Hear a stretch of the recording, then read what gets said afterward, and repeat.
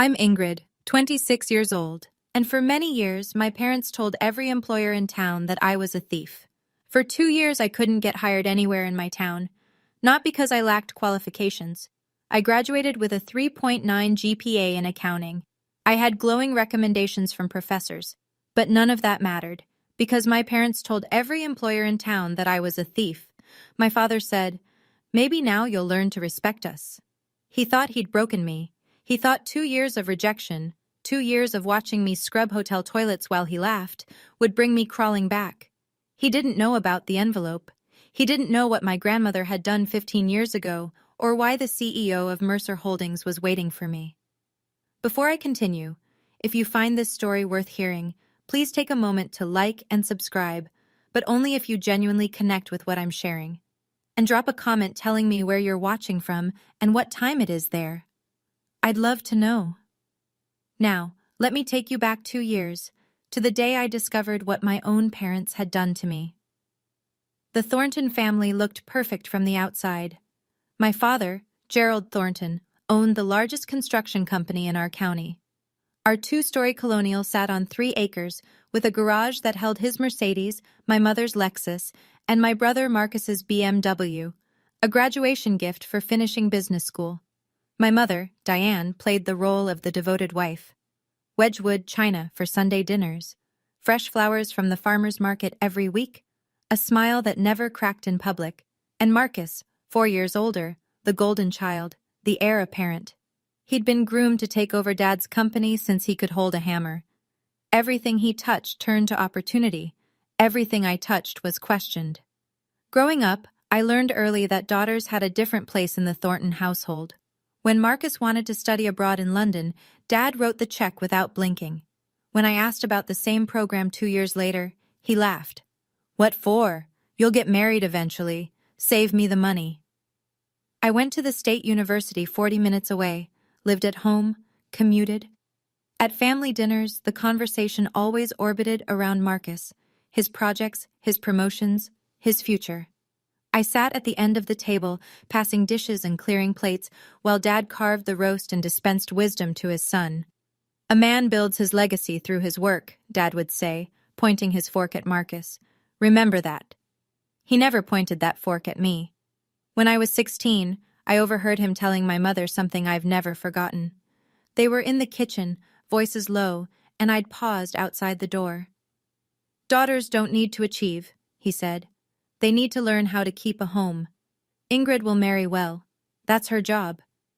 I stood there in the hallway, frozen. That was the first time I understood. In my father's eyes, I wasn't a person with dreams. I was an asset to be managed. The summer before college, my parents gave me a credit card. "For necessities," Mom said, sliding the slim plastic across the kitchen table. "Books, supplies, whatever you need for school." Dad nodded from behind his newspaper. "Don't go crazy. But you're covered." I was 18, eager to prove I could be responsible. I used the card exactly as intended: textbooks for my accounting courses, a second-hand laptop from the campus tech sale, notebooks, calculators. Nothing frivolous. The total over 3 months came to $1,200. When the statement arrived, Dad exploded. I remember the dining room, the chandelier above us, the way Mom's face went pale as Dad slammed the paper on the table. $1,200? He was standing now, veins visible in his neck. "Who gave you permission to spend this much?" "You did," I said, my voice smaller than I wanted it to be. "You said it was for school supplies." "I said necessities, not a shopping spree." "Gerald," Mom murmured. "The books were expensive this semester." "Stay out of this, Diane." He turned back to me, eyes cold.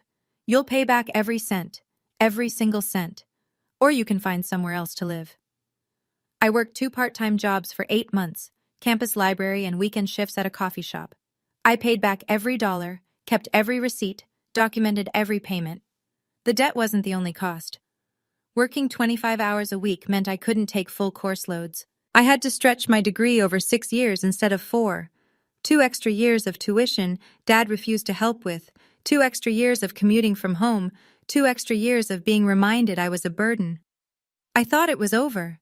I thought he'd forget, but my father had a long memory, and he knew how to weaponize it. Mom found me crying in my room that night. She sat on the edge of my bed, stroked my hair, and said, "Your father just wants to teach you the value of money. He loves you. Don't be angry." I wanted to believe her.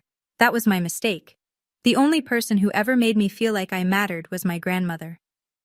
Margaret Hayes wasn't soft. She'd built a chain of furniture stores from nothing, started with a single showroom in 1972, expanded to 11 locations across the state, then sold the whole operation when she turned 65 and retired with enough money to never worry again. She was sharp, practical, and she saw things other people missed, including what was happening in her daughter's marriage. I spent summers with Grandma Margaret when I was young. Her house smelled like lavender and old books. She taught me to read financial statements before I was 12, showed me how compound interest worked using her own investment portfolios. "Knowledge is freedom, Ingrid," she'd say, tapping her temple. "No one can take what's in here." She watched my father carefully during family gatherings. I noticed the way her eyes narrowed when he dismissed my opinions, the way her jaw tightened when Marcus got praised and I got ignored. One afternoon, I was 15, we were sitting on her porch watching the sunset over her garden. Out of nowhere, she took my hand. "Ingrid," she said quietly, "I want you to remember something." I looked at her. Her eyes were serious in a way I hadn't seen before.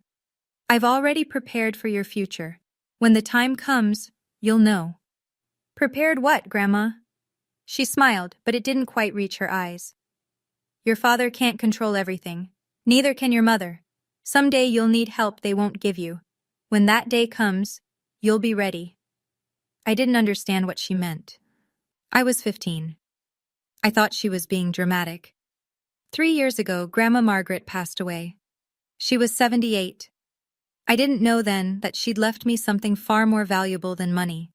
She'd left me a way out. I graduated summa cum laude with a degree in accounting, 3.9 GPA, Dean's List every semester. A professor who'd worked at Deloitte wrote me a glowing recommendation letter. For the first time in my life, I had something that belonged to me, credentials no one could dismiss. The graduation ceremony was on a Saturday in May. I walked across the stage in my cap and gown, diploma in hand, and scanned the crowd for my family. They were there. But they weren't watching me. Dad and Mom flanked Marcus in the third row. He'd driven down to support me, but the three of them were deep in conversation, heads together, laughing about something. When my name was called, only Grandma's empty seat in my heart acknowledged the moment. Afterward, Dad found me outside the auditorium. "Nice job," he said, in the tone he used for the mailman. "Listen, I've got a proposition. Come work at the company. We need someone to handle the books." My heart lifted for a second. Maybe he finally saw my value. "The position is unpaid for the first year," he continued. "Consider it an apprenticeship. You'll live at home, help your mother, learn the business. In a few years, when Marcus takes over, you'll be useful." Unpaid, living at home. Useful to my brother. I took a breath. "I appreciate the offer, Dad, but I'd like to try finding work on my own first. Get some outside experience." His face didn't change, but something behind his eyes went cold. "Fine," he said softly. "Try it your way." He turned and walked back to the car, where Mom and Marcus were waiting. None of them looked back. I stood alone in the parking lot, still holding my diploma, and told myself I'd made the right choice. I had no idea that his silence was a declaration of war. The rejection letters started coming within weeks. First, the accounting firm downtown, Miller and Associates. I'd interviewed beautifully. The hiring manager had smiled, shaken my hand, said they'd be in touch soon. 2 days later, "We've decided to go with another candidate." I applied to the regional bank next. Same thing. Great interview, warm reception, then silence followed by a form email, then the insurance company, the property management firm, the medical billing office, the credit union, 15 applications, 15 interviews, 15 rejections. I started doubting myself. Maybe my resume wasn't strong enough. Maybe I'd said something wrong. Maybe I was overestimating my abilities. I spent nights revising my cover letters, practicing interview answers in the mirror, reading career advice blogs until my eyes burned. Nothing changed. One afternoon, I walked into Patterson Financial Services for what felt like my 20th interview. The HR manager, a woman in her 50s with kind eyes, listened to my answers, nodded along, and then paused. She looked at me for a long moment. Something shifted in her expression. "Miss Thornton," she said slowly, "I'm going to tell you something I probably shouldn't." My stomach tightened. "You seem like a lovely young woman. Qualified, professional." She hesitated. "But I think you should talk to your father." "My father? Why?" She pressed her lips together, clearly uncomfortable. "I can't say more than that. Just ask him. Ask him why no one in this town will hire you." She stood, signaling the interview was over. I drove home with my hands shaking on the wheel. A cold certainty was forming in my chest, something I didn't want to believe. But I had to know. That night, I confronted my father, and what he told me changed everything. I found him in his study, sitting behind the mahogany desk he'd imported from England. A glass of scotch sweated on a leather coaster beside him. "Dad, I need to talk to you." He didn't look up from his papers. "Make it quick." "Why can't I get a job?" That made him look up. A small smile played at the corner of his mouth, and in that moment, I knew. "You called them," I whispered. "You called all of them." He leaned back in his chair, swirling his scotch. "I told them the truth." "What truth?" "That you're a thief." He said it casually, like he was discussing the weather. "That you stole $1,200 from your own family. That you can't be trusted with money." The floor seemed to tilt beneath me. I paid that back. Every cent. You know I paid that back." "Did you?"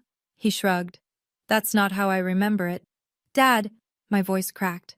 "Those were textbooks. You said I could—" "What I remember," he interrupted, "is my daughter stealing from me. And I think potential employers deserve to know what kind of person they'd be hiring." My mother appeared in the doorway, twisting her hands. Something flickered across her face. Guilt, maybe, or the ghost of the woman she used to be before 30 years with Gerald wore her down. "Gerald, maybe we should—" "Diane, this is between me and Ingrid." She flinched. For a split second her eyes met mine and I saw it. She knew this was wrong. She knew. But she looked away, retreating into silence like she always did. That hurt almost more than Dad's cruelty. He was a monster. She was a witness who chose not to see. I stared at him, tears burning behind my eyes. "Why? Why would you do this to me?" He stood slowly, walked around the desk and stopped in front of me, close enough that I could smell the scotch on his breath. "Because you needed to learn respect," he said quietly. "You turned down my offer.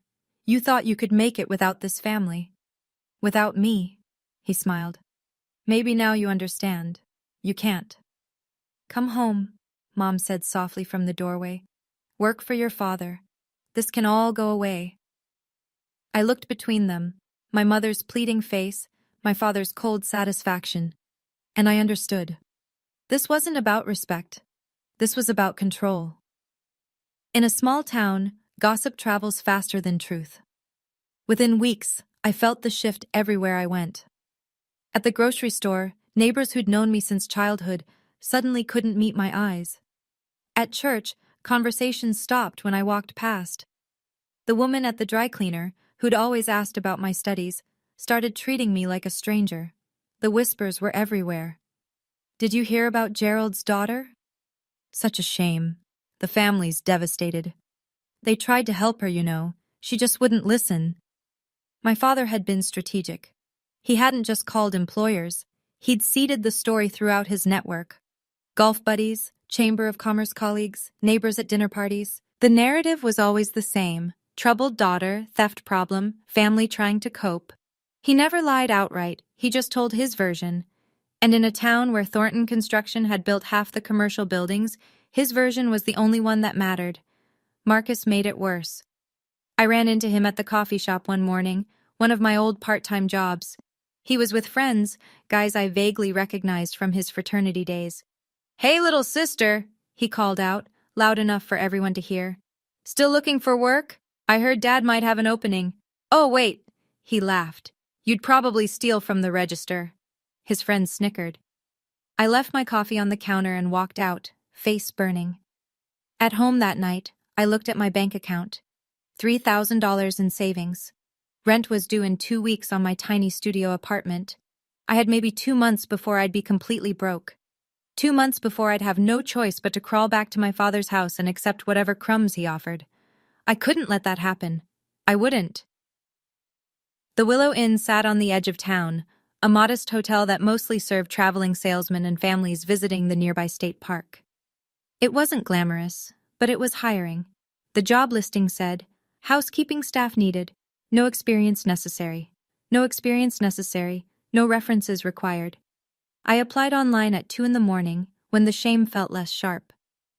2 days later, I was standing in the employee break room, filling out paperwork. The manager was a woman named Linda Crawford, mid-40s, no nonsense, with the kind of tired eyes that suggested she'd seen plenty of hard luck stories walk through her door. She looked at my application, then at me. Accounting degree, she said flatly. GPA 3.9, and you want to clean hotel rooms? Yes, ma'am. Why? I could have lied, made up something about wanting experience in hospitality.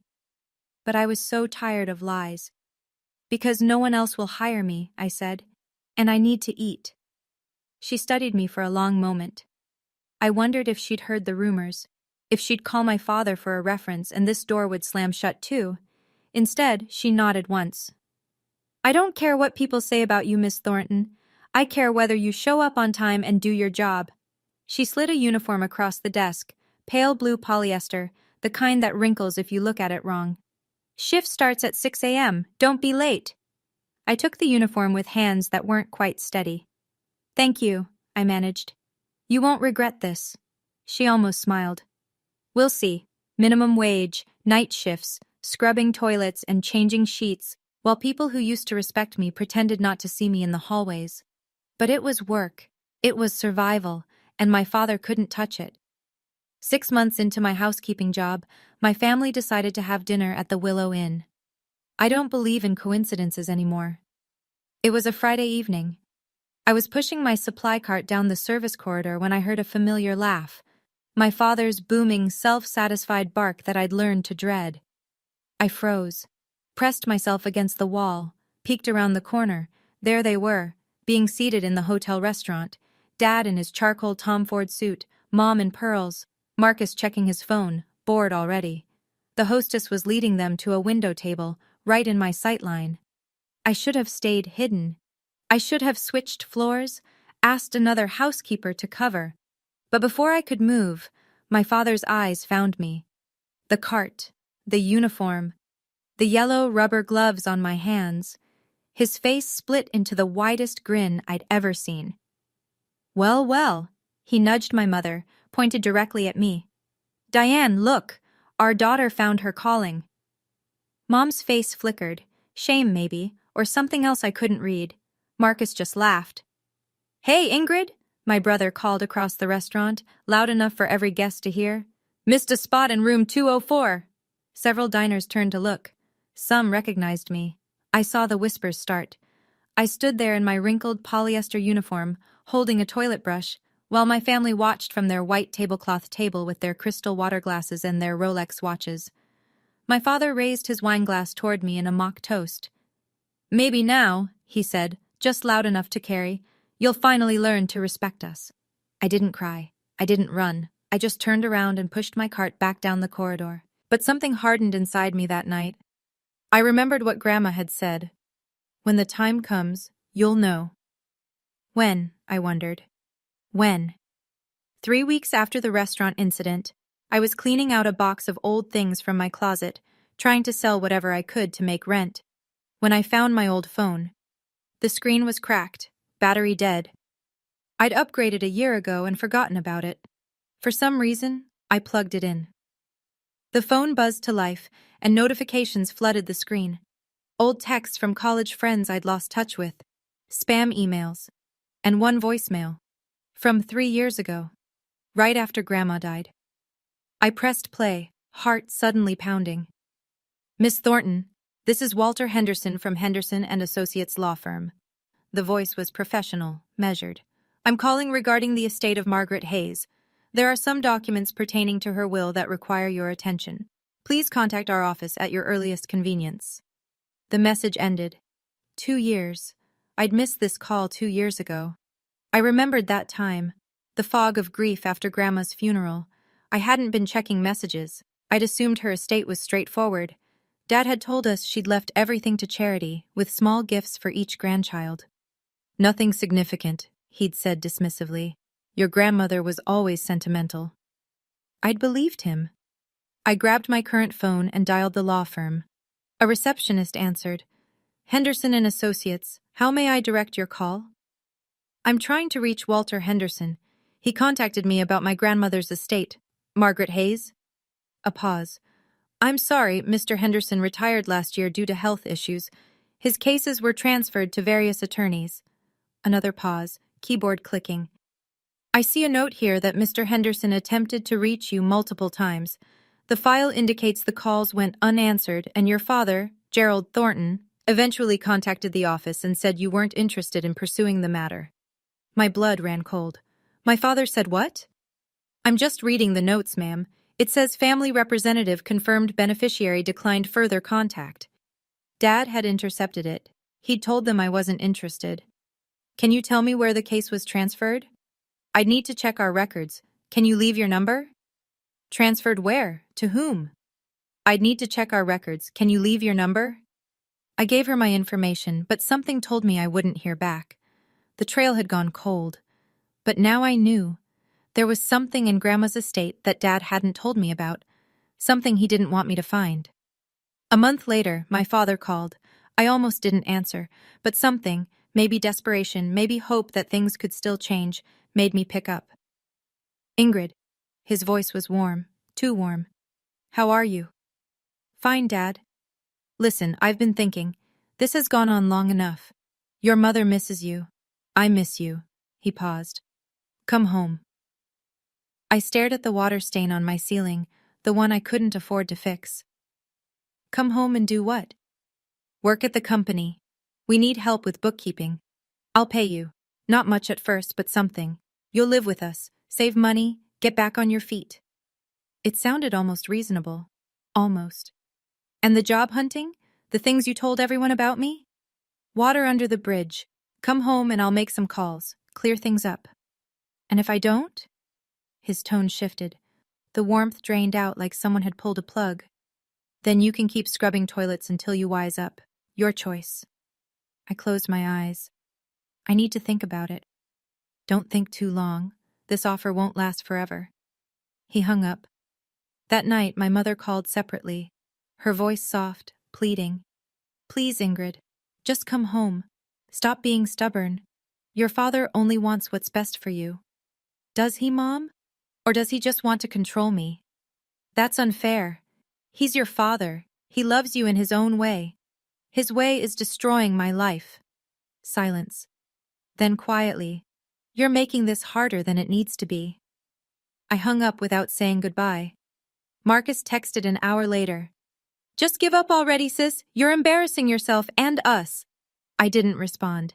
Instead, I opened my laptop and started applying to jobs outside our town, far outside, places where the Thornton name meant nothing. I had to escape. 2 weeks later, I learned exactly what my father had planned for me. I was working the late shift at the Willow Inn, restocking supplies in the second-floor closet, when voices drifted from the restaurant below. The ventilation ducts carried sound in strange ways, a design flaw I'd learned to ignore. But then I heard my father's name, and then I heard mine. I crept closer to the vent, pressing my ear against the metal grate. Tell you, Richard, it's perfect timing. Dad's voice, jovial, confident. Your son's looking to settle down, my daughter needs stability. Merge the families, merge the businesses. Thornton Construction and Palmer Plumbing. We dominate the county. A second voice, older, gruff. She's the one who's been causing trouble? The theft thing? That's handled. She's almost ready to come home. Another few months of this, Dad laughed. And she'll agree to anything, including meeting your boy. My blood turned to ice. So what, an arranged marriage? I prefer strategic alliance. But yes, she'll do what she's told. By the time I'm done, She won't have any other options. The other man chuckled. Gerald, you're a piece of work. All right, let's talk numbers. Their conversation shifted to business details. I didn't hear any of it. I slid down the wall until I was sitting on the floor of the supply closet, surrounded by toilet paper and bleach, my heart hammering against my ribs. He wasn't just trying to control me. He was planning to sell me. A business arrangement. A merger sealed with his daughter's future. I thought about Grandma Margaret. Her warning. Her promise that she'd prepared something.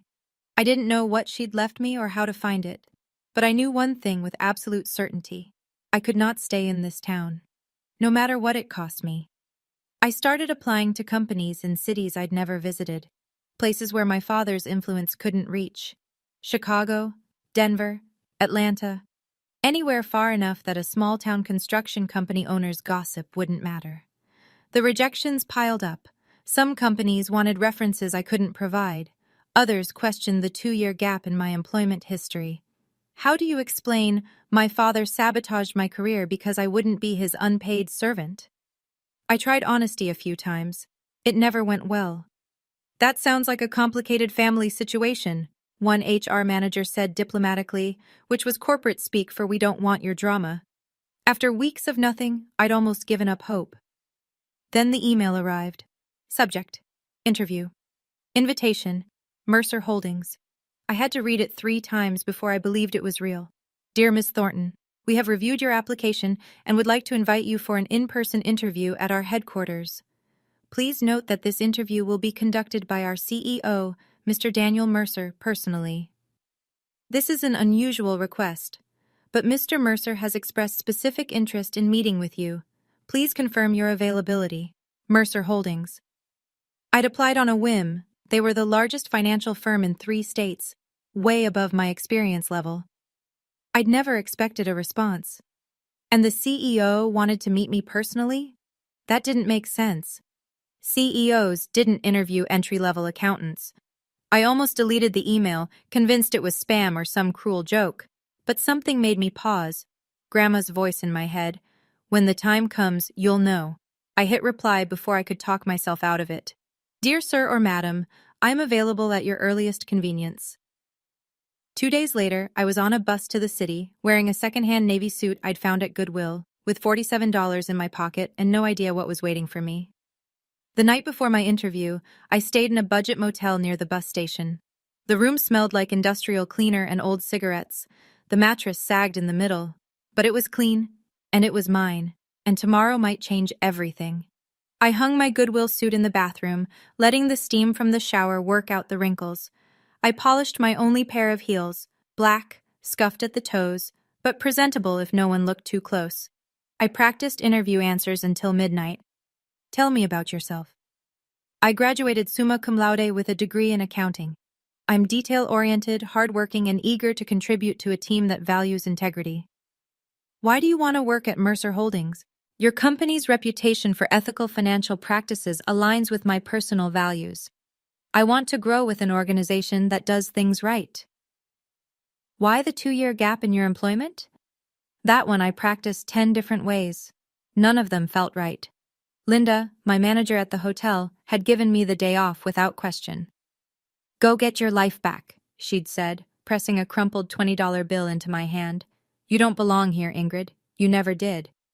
I'd cried in the break room. She'd pretended not to notice. As I lay in that motel bed, staring at the water-stained ceiling, I thought about Grandma, about her promise, about the lawyer's call I'd missed. What had she left me? Why did this CEO want to meet me personally? I fell asleep with questions circling my mind like restless birds. In the morning, I put on my second-hand suit, took a deep breath, and walked toward whatever was waiting. I didn't know it yet, but Grandma was about to keep her promise. Before I tell you what happened at Mercer Holdings, I want to ask you something. Have you ever been betrayed by the people who were supposed to protect you? If this story is bringing up memories for you, I'd love to hear about it in the comments. And if you want to know what was in that envelope, the one my grandmother left 15 years ago, keep watching. Don't forget to subscribe so you don't miss what comes next. The morning of my interview, my phone rang. I was walking toward the Mercer Holdings building, a gleaming tower of glass and steel that made me feel very small in my Goodwill suit. When I saw the caller ID, Dad. My thumb hovered over the ignore button, but something made me answer. Ingrid. His voice was flat, cold.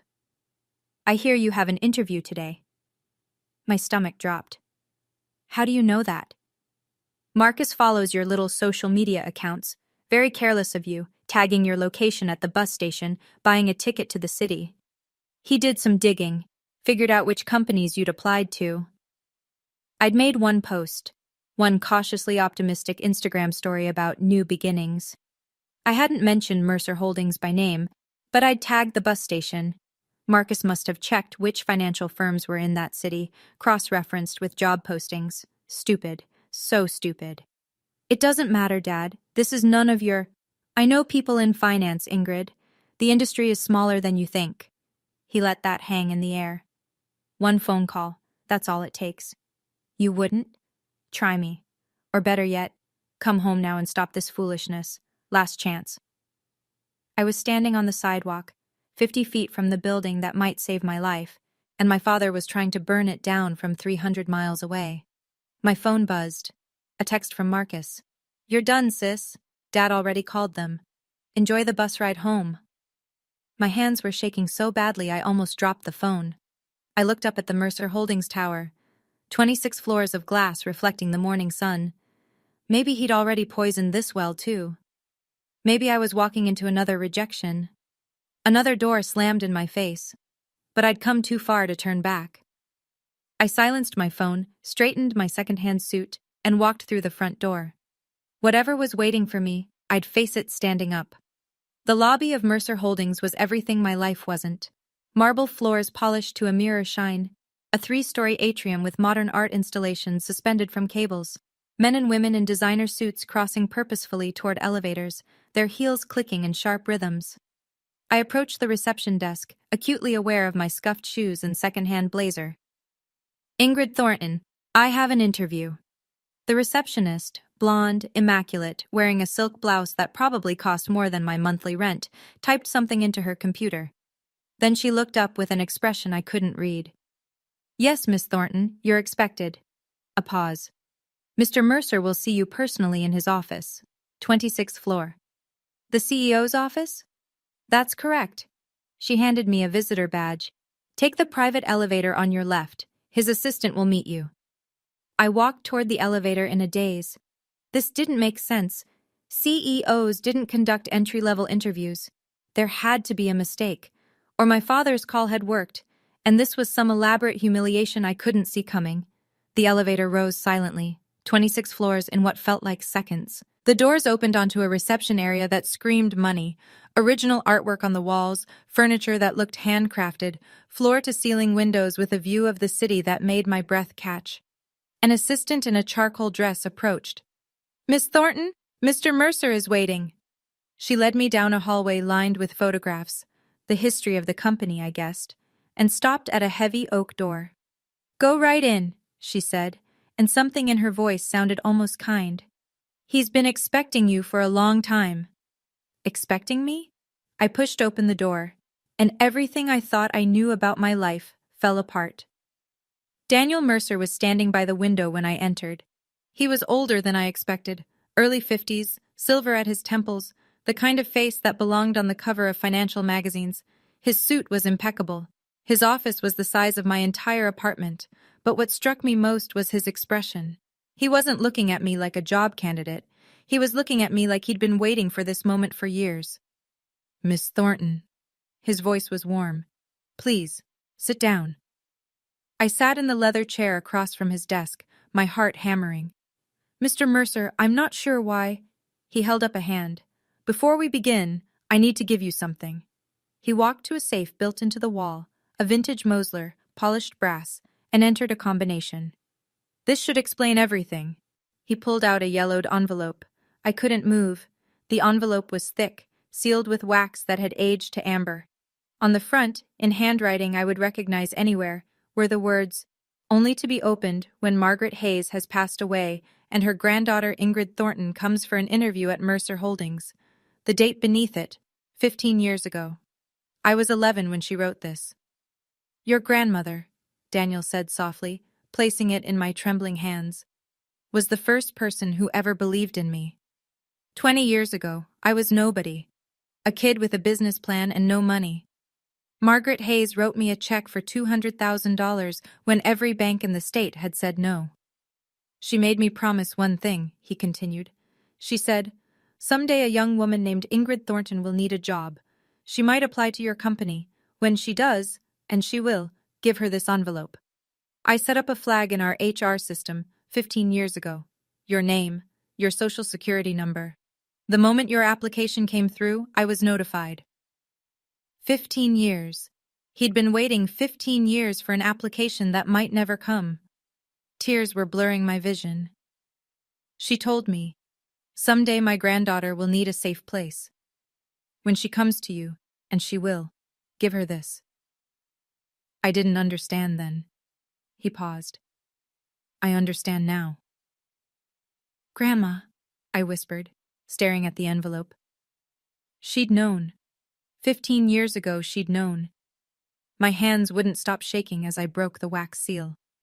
Daniel stepped back, giving me space. The office was silent except for the soft rustle of old paper. Inside were 3 items. First, a letter, handwritten on cream-colored stationery, Grandma's elegant script flowing across the pages. Second, a certificate, official, notarized, bearing the Mercer Holdings logo and a date from 20 years ago. I scanned the text and felt the room tilt. Certificate of stock ownership, Ingrid Marie Thornton. Shares, 8% founding stake. Mercer Holdings, LLC. I read it twice. 3 times. "I don't understand," I whispered. Daniel pulled up a chair beside me. "When your grandmother invested in my company, she didn't want the shares in her name. She put them in trust for you, her then 6-year-old granddaughter. Legally, irrevocably yours." "But why didn't anyone tell me?" "The trust was structured to remain silent until either Margaret passed away or you came to this company seeking employment, whichever came first. She designed it that way." He paused. "She wanted to make sure no one could take it from you, not even your father." The third item, a small leather journal, its pages yellowed and soft with age. I opened it. Inside were notes, dates and observations spanning decades. October 1998. Gerald screamed at Diane about household spending. Diane cried for 2 hours. March 2002. Gerald refused to pay for Ingrid's piano lessons, called them a waste of money for a girl. June 2008. Gerald forbade Ingrid from applying to out-of-state colleges. Women don't need fancy degrees. Page after page, she'd been watching, documenting, preparing. "Your grandmother knew," Daniel said quietly, "exactly what kind of man your father is. She couldn't stop him directly, so she built you an escape route." I was crying now, couldn't stop. She'd loved me this much. Daniel offered me a glass of water and stepped outside to give me privacy.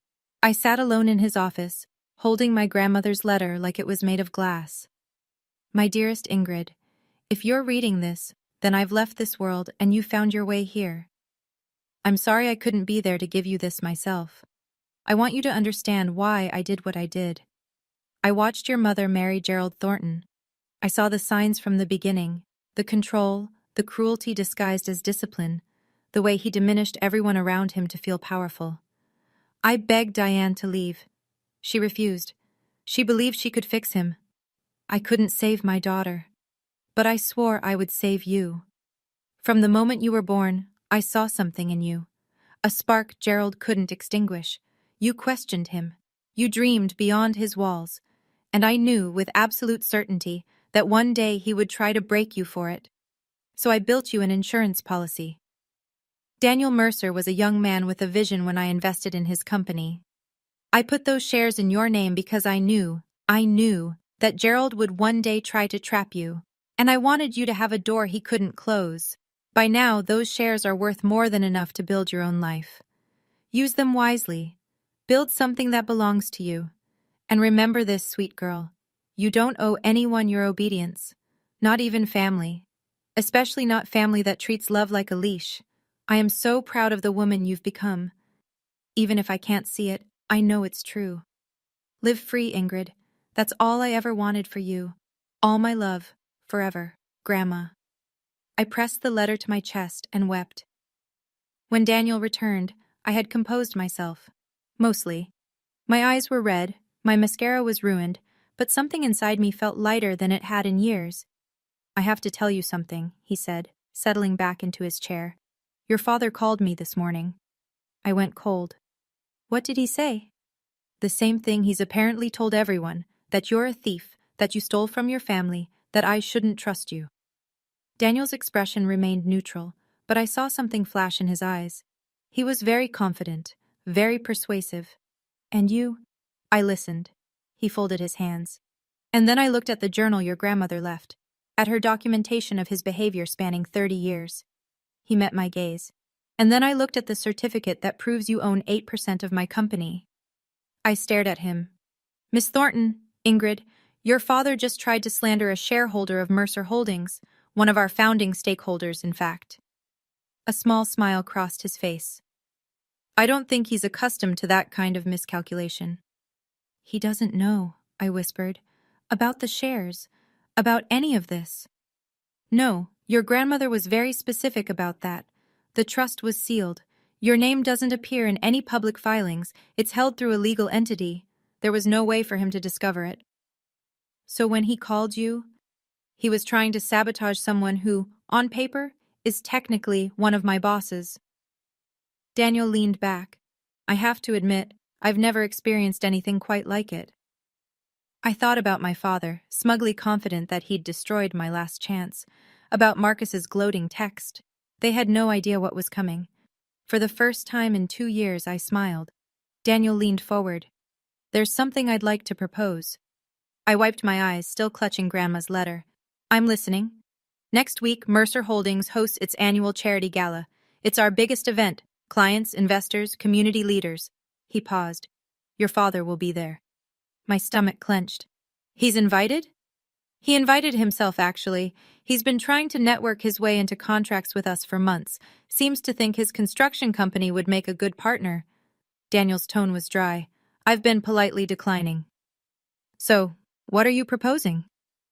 I'd like to introduce you at the gala. As our new senior financial analyst, a position you're more than qualified for, and as a founding shareholder of the company. He watched my face carefully. Your father will be in the room when he learns who you really are.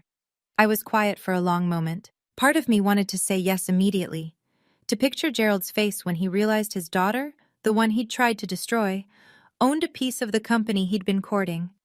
But another part of me hesitated. I don't want revenge, I said slowly.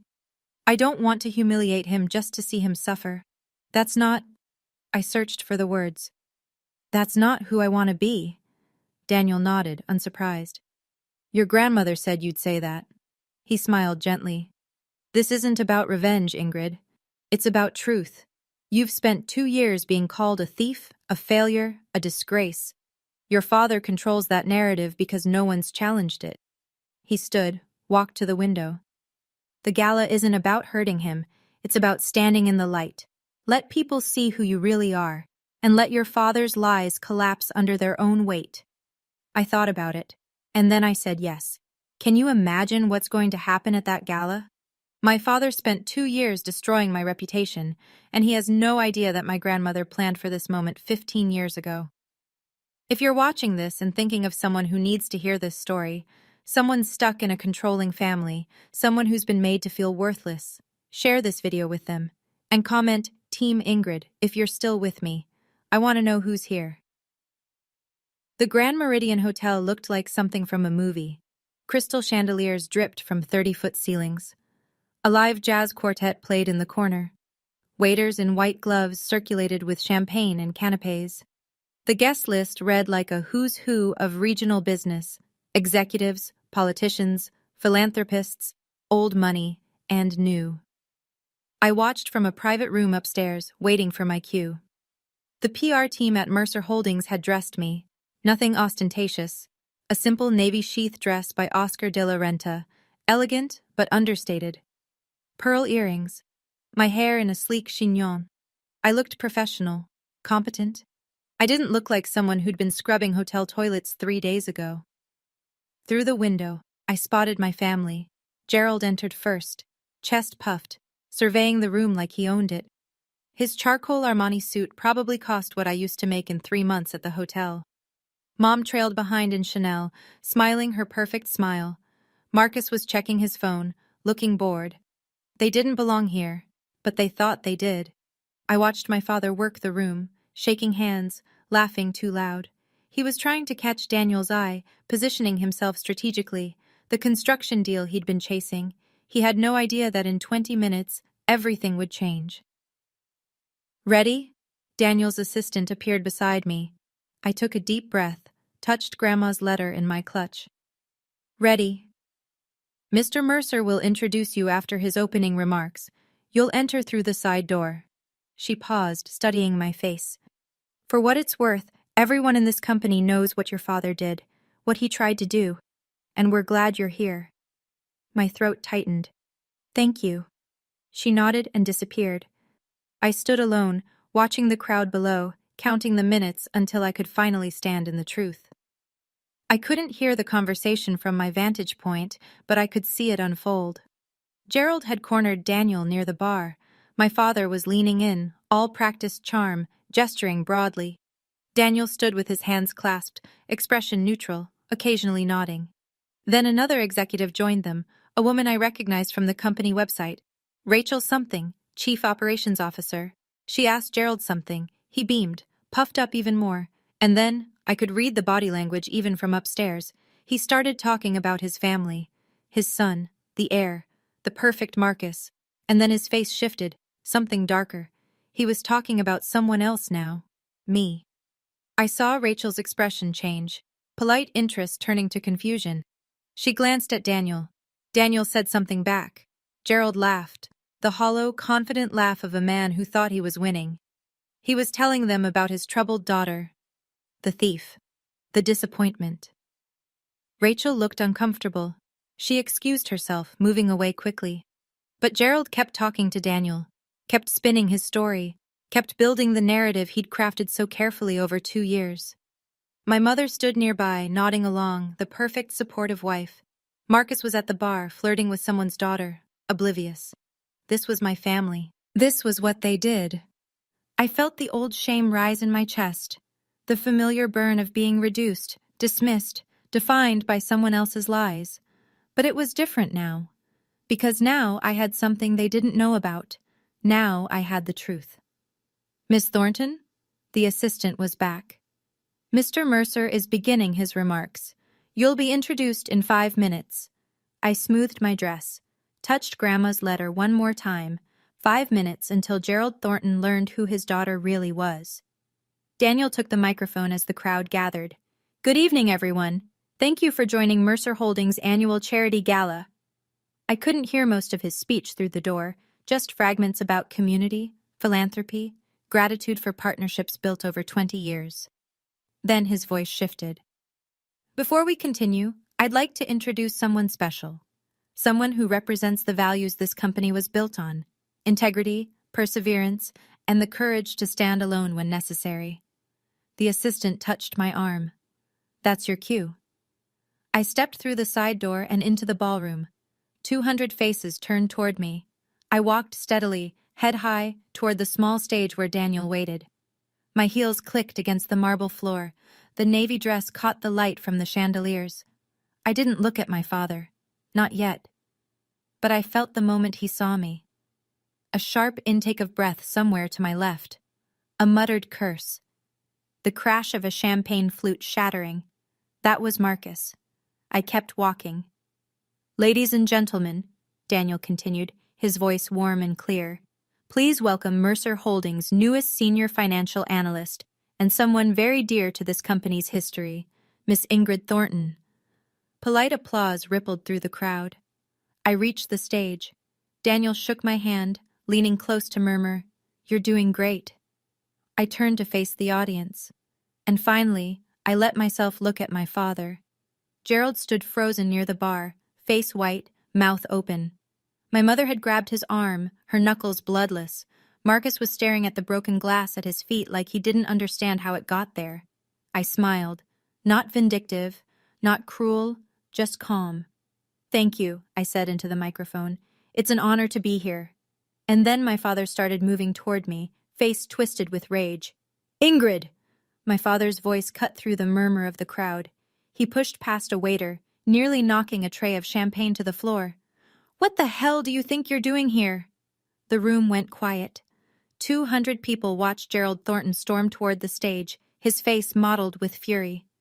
Security, he barked, looking around wildly. Someone get security. This woman shouldn't be here. Daniel stepped forward, his voice calm but carrying. Mr. Thornton, I'd suggest you lower your voice. You don't understand, Gerald sputtered, pointing at me. She's a thief. I told you this morning. She stole from her own family. She's not qualified to... Not qualified? Daniel's eyebrow rose. Mr. Thornton, I'm well aware of Miss Thornton's qualifications. You can't possibly... I'm also aware that you've spent the past 2 years contacting every employer in your county to destroy your daughter's career. I'm aware that the theft you reference was $1,200 in textbooks that she paid back in full. Daniel's voice hardened slightly. And I'm aware that you've been trying to force your daughter into an arranged marriage to secure a business partnership. Gasps rippled through the crowd. Gerald's face went from red to white. How do you... Your daughter, Daniel continued, is not just an employee of Mercer Holdings. He paused, letting the silence build. Ingrid Thornton owns 8% of this company. She's been a founding shareholder since she was 6 years old. He turned to me. Her grandmother, Margaret Hayes, invested in this company before anyone else believed in it, and she put those shares in Ingrid's name to protect her from people exactly like you. The room erupted in whispers. I looked at my father. His mouth opened, closed, opened again. No sound came out. My father found his voice.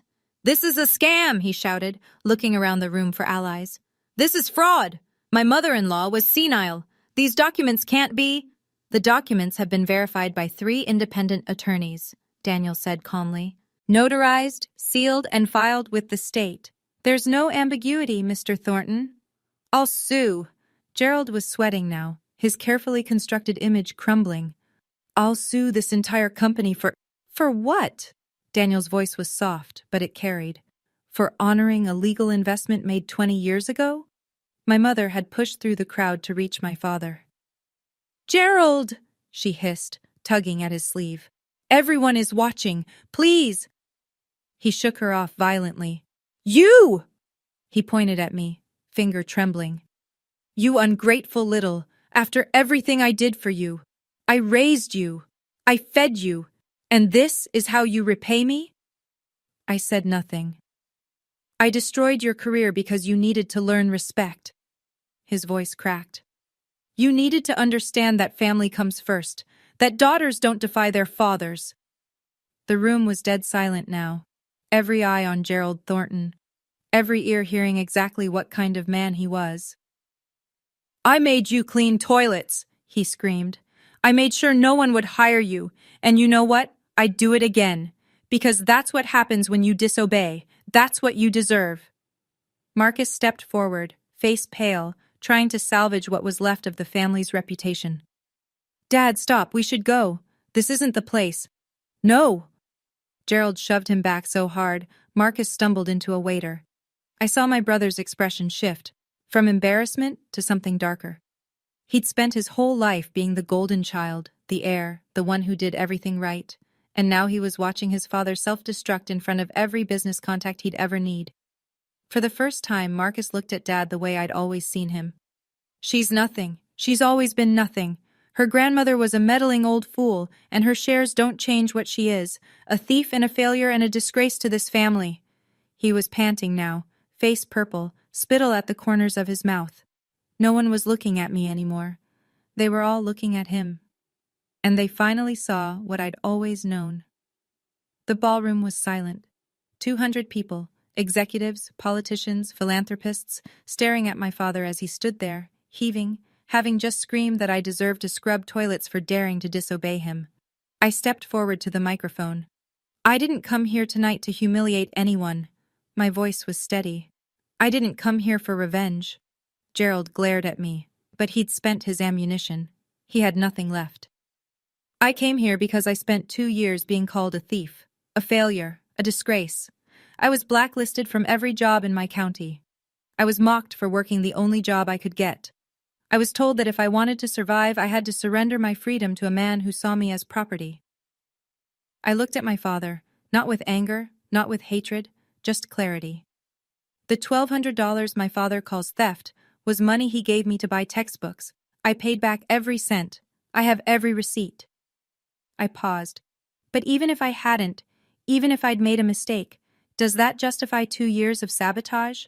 Does that justify trying to arrange my marriage to seal a business deal? Murmurs in the crowd. My grandmother saw what I couldn't. She knew what kind of man my father was. She couldn't save my mother, but she found a way to save me. Not with magic, not with luck, with planning, with legal documents, with love that looked ahead. I turned back to Gerald. Dad, I don't hate you, but I'm done. I'm done seeking your approval. I'm done accepting your definition of my worth. My voice didn't waver. This is my boundary. I wish you well, but I will not let you control my life anymore. I stepped back from the microphone. The room erupted in applause. My family left the gala without another word. I watched them go. Dad storming toward the exit, face purple. Mom hurrying after him, head down. Marcus trailing behind, staring at his phone like he could disappear into it. No one stopped them. No one tried to make polite conversation. 200 people watched Gerald Thornton leave in silence. After they were gone, the room seemed to exhale. The jazz quartet started up again. Conversations resumed, quieter than before. Then something unexpected happened. A woman approached me, 50s, elegant, wearing a string of pearls that probably cost more than my old apartment. I recognized her from my job searches. HR director at Patterson Financial. The one who'd told me to talk to my father. Miss Thornton. Her voice was soft with shame. I owe you an apology. A significant one. It's all right. It's not. She pressed a business card into my hand. When you're ready, if you're ever ready, I'd like to discuss opportunities. Real ones, without your father's interference. She moved away before I could respond. Then another person approached. Then another. Business cards, handshakes, quiet apologies. I'm so sorry, I believed. If I'd known the truth, your grandmother would be so proud. Daniel appeared at my side, a glass of sparkling water in his hand. How are you holding up? I don't know, I admitted. I think I'm still processing. He smiled gently. The shares, by the way, at current valuation, they're worth approximately $2.4 million. You'll want to meet with our legal team, but it's yours. Free and clear. 2.4 million. I couldn't even comprehend that number. Also, Daniel added, your new office will be ready Monday, if you're still interested in the analyst position. I laughed, a slightly hysterical sound. Yes, I said, I'm interested. 1 month later, my life looked completely different. I had a corner office on the 14th floor of Mercer Holdings. Not the biggest office, I was still junior in experience, but it had a window with a view of the city skyline, and my nameplate was on the door. I had an apartment, small, but mine. A 1-bedroom in a building with a doorman and a gym I never used. Fresh flowers on the kitchen table because I could afford them now. I had colleagues who respected my work, a boss who valued my contributions, a career that belonged to me. The news about Gerald had spread through the business community like wildfire. 3 major contracts had been canceled within weeks of the gala. Partners who didn't want to associate with a man who'd publicly admitted to sabotaging his own daughter. His company was still standing, but smaller, diminished. Mom called once. Can you forgive us? She asked, voice small. Can we be a family again? I forgive you, Mom. And I meant it. The anger had faded into something quieter. But I'm not coming back. I can't live under those conditions again. She cried. I listened. When she hung up, I felt sad, but not guilty. Marcus texted an apology. Generic, probably drafted by a PR consultant. I responded with, thank you, and nothing else. Maybe someday we'd rebuild something. Maybe not. Gerald never reached out. I didn't expect him to. On a quiet Sunday afternoon, I drove to the cemetery, where Grandma Margaret was buried, brought her favorite flowers, yellow roses, and sat by her headstone. "You saved me," I said softly. "You saw it coming, and you saved me." The wind rustled through the trees. "I'll make you proud, Grandma. I promise." I sat there until the sun went down, feeling for the first time in years completely free. Sometimes I take out Grandma's letter and read it again.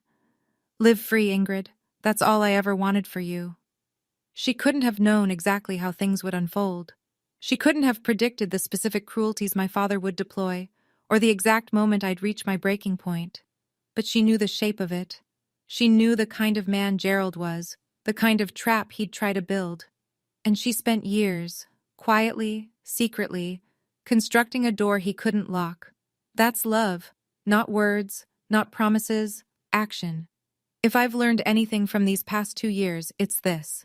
The people who truly love you protect you, not by controlling you, but by giving you options, by building foundations you can stand on, by trusting you to find your own way. And second, boundaries aren't betrayal. I spent so long feeling guilty for wanting independence, for not being the obedient daughter my father demanded. I thought something was wrong with me. There wasn't. There never was. Setting boundaries with toxic family isn't cruelty. It's survival. It's self-respect. It's the first step toward a life that belongs to you. Third, sometimes the help you need comes from unexpected places. A grandmother's foresight, a stranger's kindness, an opportunity you almost didn't take. Keep going. Even when it's dark, even when every door seems closed, somewhere, something is being prepared for you. I keep Grandma's letter in my wallet. The paper is soft now from handling, the creases worn thin. Don't let anyone control you with money. Build something that belongs to you. I'm building it, Grandma. Every day, I'm building it. And I'm finally free. That's my story. No magic. No fairy godmother appearing at the last second. Just a grandmother who loved me enough to plan ahead, and a granddaughter who kept going even when it seemed hopeless. If you're watching this and you're stuck in a controlling family, or you've been made to feel worthless by people who should have protected you, I want you to know, it can get better. You can get out, but you might have to build your own door. Thank you for staying until the end.